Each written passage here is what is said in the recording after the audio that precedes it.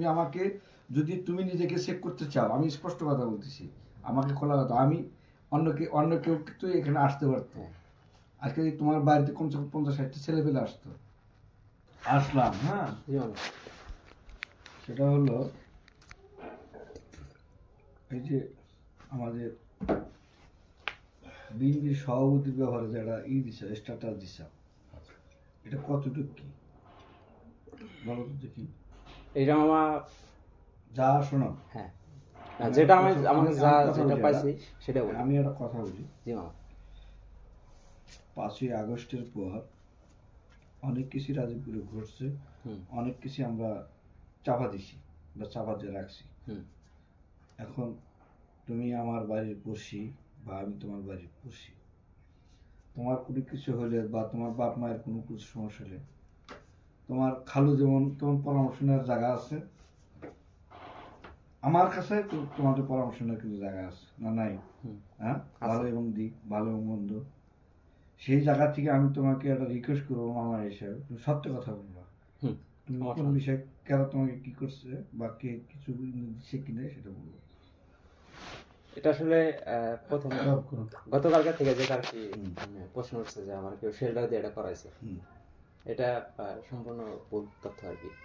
আমার কেউ শেল্টার দিয়ে এটা করায় নাই, এটা কিছু অভিযোগ ছিল, সেই অভিযোগের ভিত্তিতে এটা করা হয়েছে।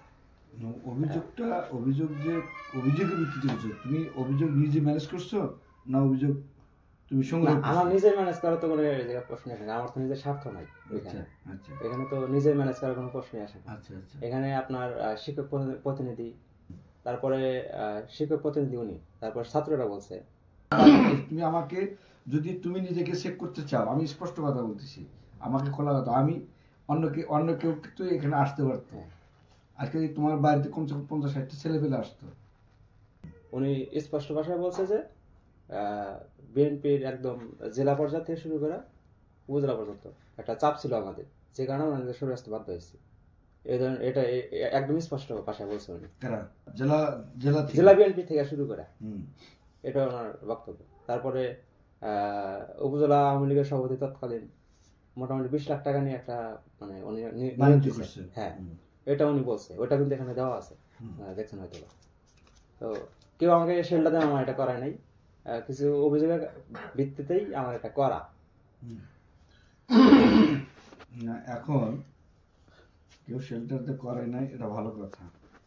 তুমি এর আগে জানো যে এই তোমার চরাজুপুর মাদ্রাসায় অনেক আন্দোলন হয়েছে, একদম 21 সাল থেকে, 21 সালের 4 জুন থেকে শুরু হয়েছে। ও কিছু আওয়ামী লীগের আমলে এটা ধরে না আন্দোলন হয়েছে, সেখানে শুরু থেকেই আমাদের বিএনপি সভাপতি ঘোর বিরোধী। হ্যাঁ, বিরোধী ছিল। 5 তারিখে ওনার একটা বক্তব্য ছিল, ঘোর বিরোধী, একদম ঘোর বিরোধী।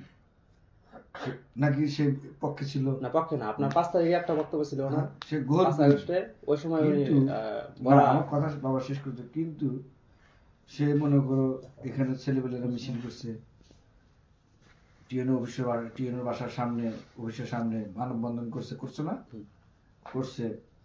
আবার আমাদের আরো অন্যান্য নেতারা পক্ষে বিভাগে করছে, কিন্তু টোটাল সে সাপোর্ট দেয় না। এবং কি বেশ কিছুদিন আগে আমরা পাখিদের একটা মাদ্রাসায় আপসরে গেছিলাম, তুমি গেছিলে কিনা জানি না, গেছিলা, সেখানে তাকে ধরছে, কিন্তু সে কিন্তু সিদ্ধান্ত দেয় না। সে সিদ্ধান্ত না দিয়ে এলাকায় বসছে, সবার কাছ থেকে নিচ্ছে, আবার এই থাকার বাড়ি বাড়ি গেছে, যা সবার হাত পা ধরছে, মাপ নিচ্ছে।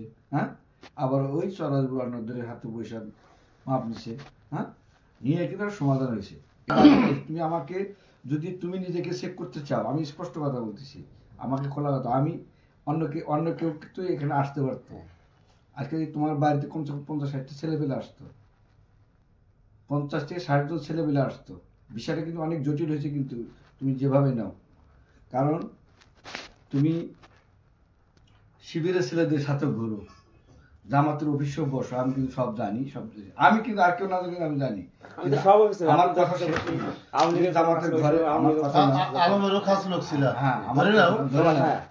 যদি ধরে নেই আলমেরও খাস লোক ছিল। কথা হলো বাবা, আমি তো সব জানি, তুমি শিবিরের সব, কিন্তু আমার ছাত্র দ্বারা কোলাবানের সাথে কিন্তু তোমার সম্পর্ক ভালো, অনেক ভালো। অনেক ভালো না। তুমি আমার সাথে ধরে পোলাপানের সাথে সম্পর্ক ভালো থাকার পরেও আমার সভাপতির ব্যাপারে বা আমার ব্যাপারে এখানে আমি যেমন একটা নেতা, রাজনীতি বাজার কিন্তু আমার মতো আরো নেতা আছে না? হুম। কাশ্মীর